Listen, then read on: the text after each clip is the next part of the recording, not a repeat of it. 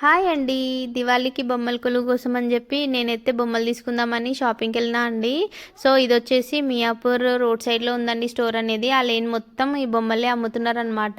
చాలా కలెక్షన్ ఉంది వీళ్ళ దగ్గర. అంటే అన్ని స్టోర్స్తో పోలిస్తే వీళ్ళ దగ్గర అయితే లాట్ ఆఫ్ కలెక్షన్ కనిపించింది నాకైతే. అన్ని రకాల్లో ఉంది. సెరమిక్ ఉంది, కొండపల్లి బొమ్మలు ఉన్నాయి, వుడెన్లో ఉన్నాయి, క్లేలో ఉన్నాయి, అన్నిట్లో ఉన్నాయి వీళ్ళ దగ్గర.